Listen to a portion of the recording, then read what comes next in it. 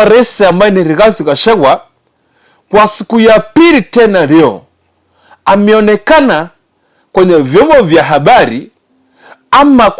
vya habari na waandishi akiataki media, na hiyo media na anatusu watu wa media, anawaingilia na pado wakiwa kwenye function yake, wamemweka kwa TV na pado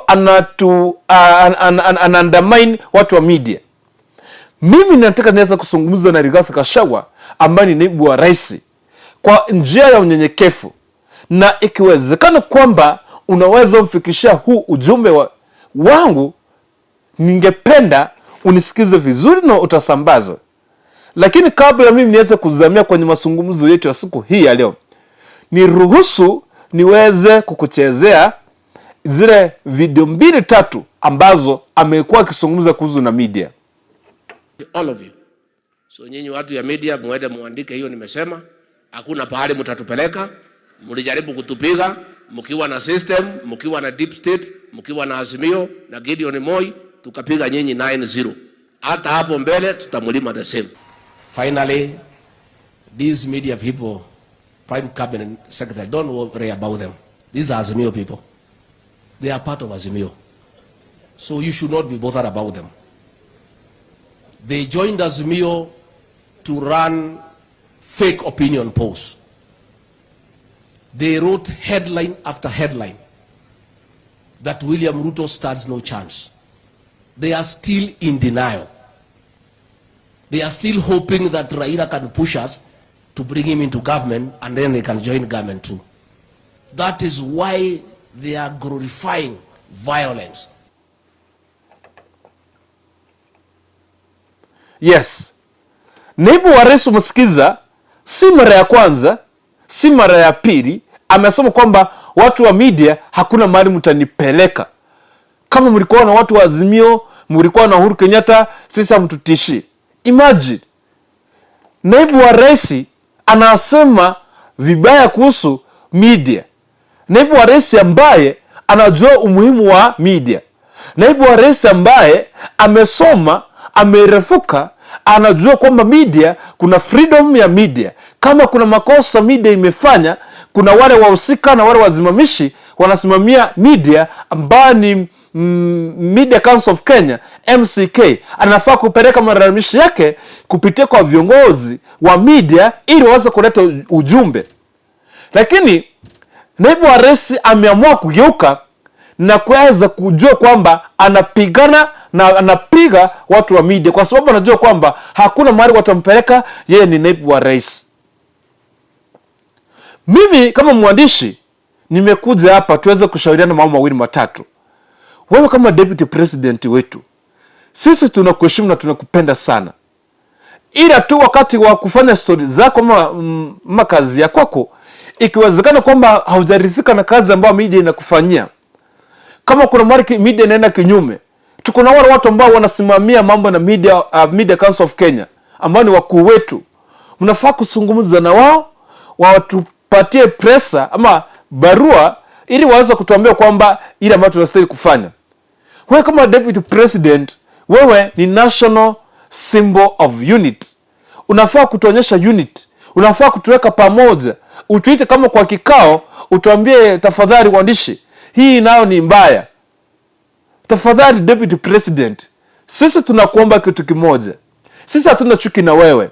Lakini ile kitu ambayo wewe chuki yenye kunayo na sisi ni moja tu. Sisi wana habari hatuna nia ya kuweza kufanya mtu yote story mbaya. Na hatuwezi tukafanya story mbaya kwa sababu gani?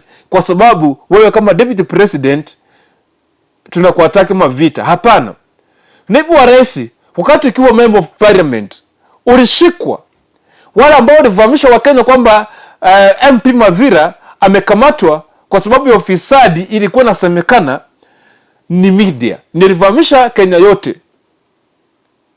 Yule mtu ambaye alivamisha Kenya kwamba wewe umekuwa deputy president ni nani? Ni sisi media. Yule mtu ambaye alifahamisha dunia yote rais wa 5 wa Kenya ni William Samoei Ruto na deputy wake ni Rigathi Gachagua, ni media.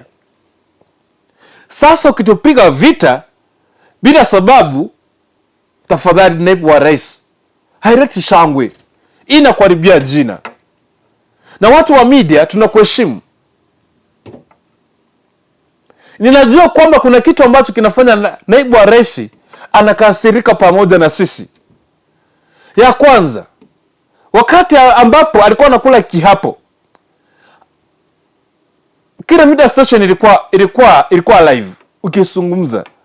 Lakini kwa sababu ya furaha yako bwana naibu wa rais, ulipata kwamba umechanganyikiwa kwa kusoma ile kiapo. Ikakupata kwamba ulikuwa on air. Sisi hatuna shida. Na tuko tunakuelewa. Ya pili, baada ya kukula kiapo walienda State House for lunch. And all of a sudden ulikuwa kwa station fulani ilikuwa live, ukapatikana ukikula matunda live on TV na kwa njia ambayo haikuwa nzuri. Na ikuleta shangwe. Sisi hatuko na shida. Aujourd'hui aussi c'est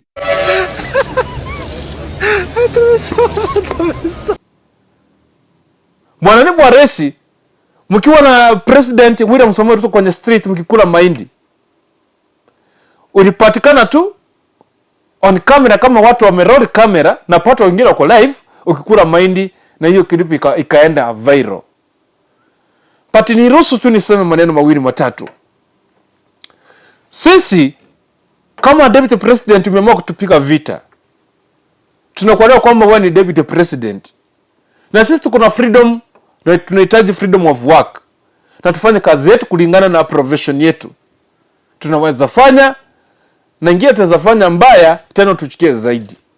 But what we call upon you Mr. Deputy President. Wewe ni deputy president ambaye unaongoza watu zaidi ya milioni 50. Jua kwamba hawa watu wa media ni watoto wa mahasla. Mimi ni mtoto wa hasla. Mimi sitatoka dynasty. Sisi waandishi wa habari wengine hatujatoka kwa dynasty, tumetoka mahasla. Bwana deputy president, watu wanafanya media ni binadamu. Wao wanafanya hiyo kazi ni binadamu. Sisi ni watoto wa mahasla. Na kwa kutokana na matamshi yako, ndio maana tumeona waandishi wa habari wanashambuliwa na maaskari live, wanapasua windscreen za magari ili wafikie waandishi wa habari. Bwana naibu wa rais, kama wewe ukiendelea kufanya hivyo, haya basi wadogo wako na wafuasi wako watakuwa hawataki kuona waandishi wa habari.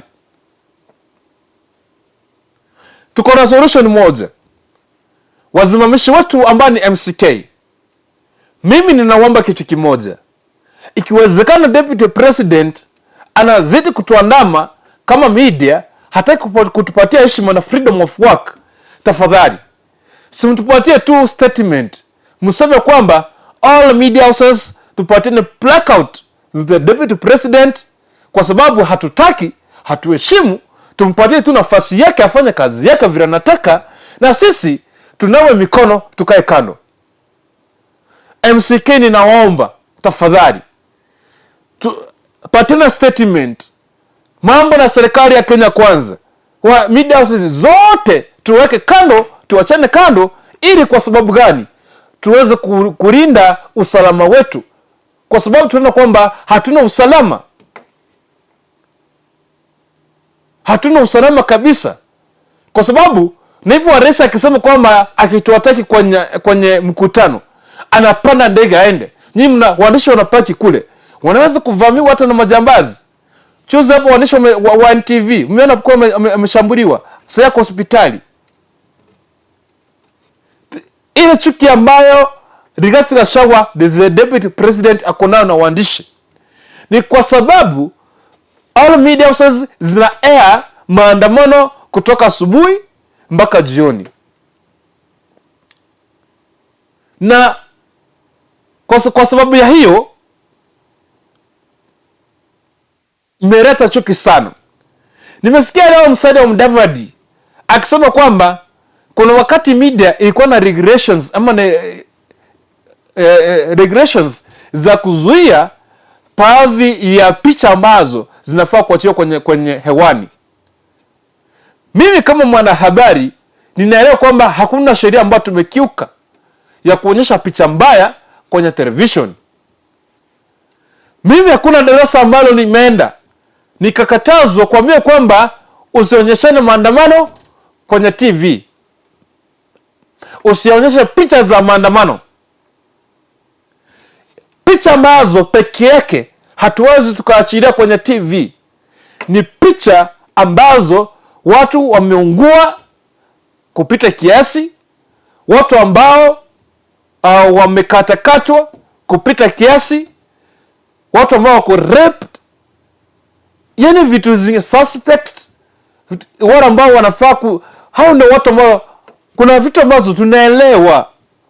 Hao media house, hizi hao watu wa media, wote magazeti, radio, TV, kila sehemu, wote wameenda darasani na wakasoma vizuri na wakaelewa kwamba ethics of media.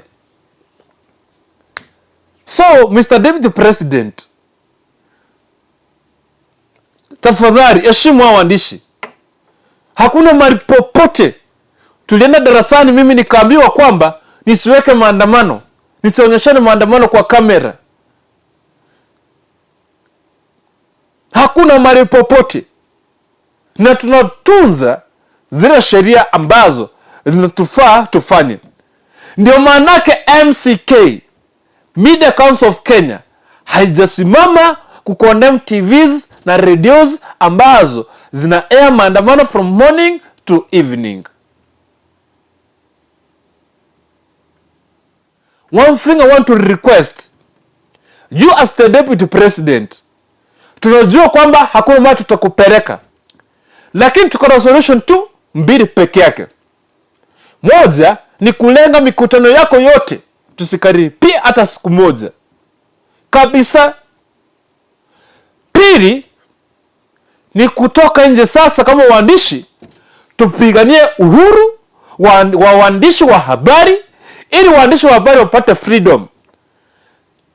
Hatuwezi tukavumilia kuona kwamba waandishi wakiingililiwa sana ama uhuru wa waandishi haupatikani Kenya tena. Kama sisi ni kama Kenya ni demokrasia, demokrasia inaanza kuonyeshana kuanzia kwa media, kwa sababu hii ndio inavamisha mwananchi yeyote, hii ndio inaelimisha mwananchi yeyote, hii ndio inafanya APCD, hii ndio the fourth state, media. Sisi hatupo kwa zile nchi zingine. Watu waandishi wa habari wanataka wakusevu Deputy President, Deputy President, Deputy President. Mr. Deputy President, if you want these media houses to air your story, to give you more airtime, tafadhali weka matusi kando, prepare your speech well. Wacha kutusi sijui huko. No, kama mnataka upate airtime nzuri, njoo na strategy ya kuonyeshana maendeleo ambayo utafanya, ile mpango ambao uko nayo kama Deputy President. Hiyo yote ukisema, I tell you, lazima utapata airtime ya kuzungumza kila kitu. Lakini kifika mahali ambapo mnatuandama, mnataka kutupiga kwa sababu tulisema kitu ambacho tulisema kibaya, tafadhali tuheshimu tu uhuru wa uandishi ipatikane.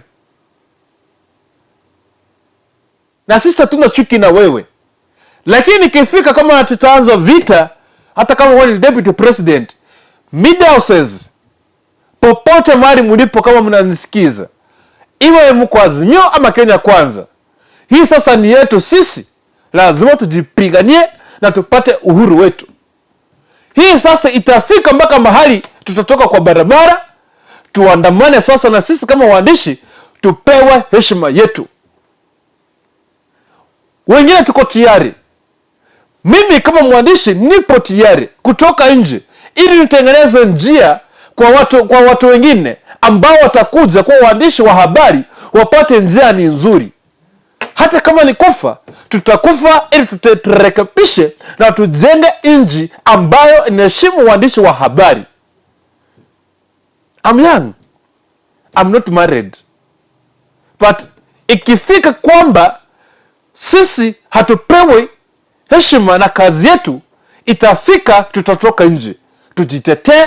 Kama ni kukufa tukufe, tutengeneze njia ya watoto wetu na watoto wengine ambao wanazaliwa wapate uhuru wa uandishi wa habari. Kuwa mwandishi wa habari si eti ni kuwa mjinga. Hao ni watu wameenda darasani, hao ni watu wameenda campus, hao ni watu wameripiwa school fees na mahasila, wakasoma, wakakuwa waandishi wa habari. Even if the deputy president will not respect the media, then it means that we are in, I don't know what can I describe this country. Watu wameenda shule, hao watu wa media wameenda shule, watu wa magazeti wameenda darasani wakasoma. Huyu ni mtoto wa mtu amesoma, and then you want to kill us. You want to shoot us because tafadhali, Deputy President, I want, please withdraw those words and respect media. Me, I promise you, kama wewe unasema kwamba hakuna mtu tunakupeleka, we will come out and defend our freedom. If it means that we need to die so that media houses can get freedom in this country, it means that we should do so that we can rebuild this country. We want freedom of media. Kwa mwandishi si shida, si accident, si ajali, si shida. Hamna. Tumeenda shuleni tukasoma. Wengine wapo shuleni wanasoma kuwa waandishi. Wengine watagraduate very soon. Wengine wamegraduate. But if you don't want to respect us, Mr. Deputy President, who will respect us then? You are the example. You are the example to all 50 million Kenyans. What you say is what they will say. Kuna msemo wa Kisii unasema hivi: ensi nyuma kwano bobe mumroteyo. Ukiona mahali ambapo inaongelelewa, ukiona jamii inatusiwa, familia inadharauriwa, jua kwamba hapo hakuna kijana. Kama kungekuwa na kijana kwa hiyo poma, angesimama na atetee hiyo poma ama hiyo familia. Hatutaki kwamba sisi tunadharauriwa na Deputy President, kuonekana kama wajinga, kuonekana kama, what can I say? This word, there's a common word wanatumia hapa, imeenda. We are not stupid. We are not stupid. Tafadhali, Mr. Deputy President, give us freedom of work. Protect us according to the Constitution of Kenya. We are the informers. Respect the sender. We are respect the sender. What we give out si yetu. Ile maneno unaona kwa TV si yetu. Sisi tunapewa, tunapeana nje. Hata wewe ukipeana, tutapeana nje. If this is the country, we are in, if this is the leadership that we are in, hey, Kenya's death. I tell you.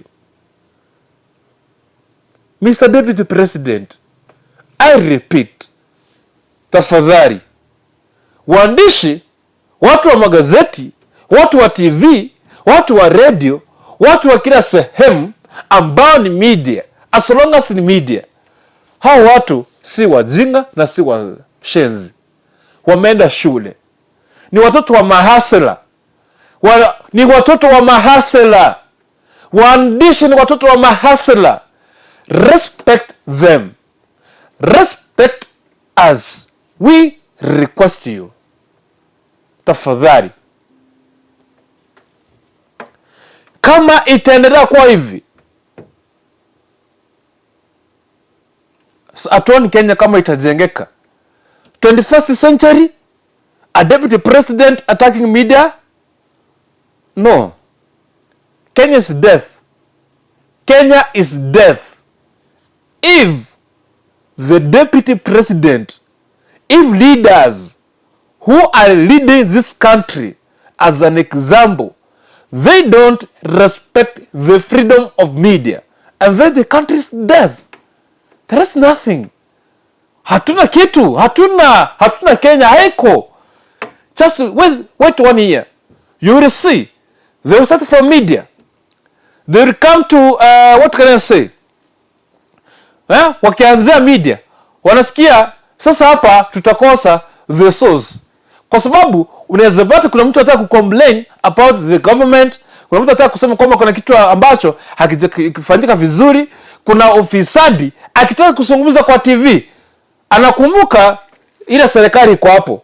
Anasema, nikisema ufisadi na serikali nitanyongwa.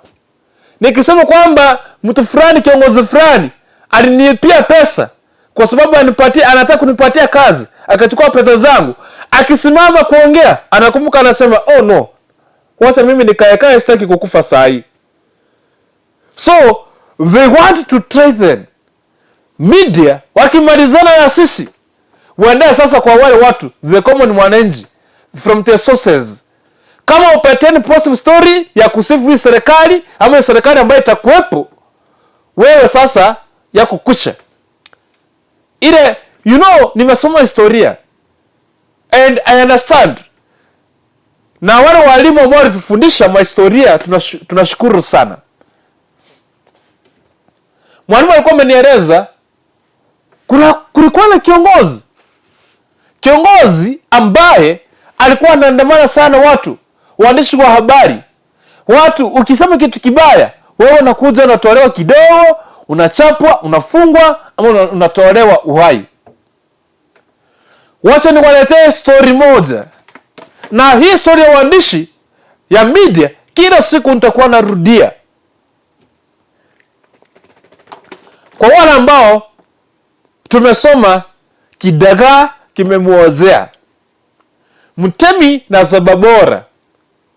Ukielewa kama umesoma hiki kitabu, kwa wale ambao mmefanya mtihani kuanzia 2013, 14, 15, 16 and maybe I don't know 2017, you can tell us in this hii kitabu ambayo ni kutoka kwa fasihi kwamba kulikuwa na kiongozi ambaye alikuwa anaitwa mtemi na sababora, na kitabu chenyewe kimeandikwa kidagaa kimemuozea. Wewe unajua kwamba kidagaa imetokana na dagaa. Siku gani dagaa imeoza? Kwa siku gani dagaa inaoza? So kidagaa kimemuozea kumekuwa ni kinaya kwa wale watu ambao walikuwa wameelewa mambo na fasihi. Ni fasihi andishi. You can tell from the title itself. Kidagaa kimemuozea. Mtemi na sababora kwenye kichwa kitabu ambaye alikuwa ni kiongozi, alikuwa na wafanyakazi wake wadogo, naibu wake, watu wake chini yake, lakini kwa yale maofu yake alikuwa anafanya. Hii ni story 2. I'm coming to tell you this story. This is story 2. Stay tuned in. Lazima nikwambie hii story 2 ya mtemi na sababora ambayo tulikuwa tunasoma kwa kile kitabu za kidagaa kimemuozea. Zile vitendo zote zilikuwa zinafanywa, walikuwa wanaenda kanisani, alikuwa anaita waumini, mapasta, mhubiri, anyway, mpaka nimekumbuka mstahiki meya pia. Huyo sasa mpaka alikuwa analeta, anyway, wacha niachie hapo. Sasa nimeanza kujua kwamba wale ambao wameleta ile fasihi simulizi tunasoma kule kwenye high school, I mean it has a lot of knowledge on how to deal with this situation, because inaonyesha ile kitu, inafungua everything. Anyway, Asante sana kwa kutazama. Nimeenda, I'm coming with part 2 until the moment the deputy president will respect the freedom of media. For now, I have gone. See you next video.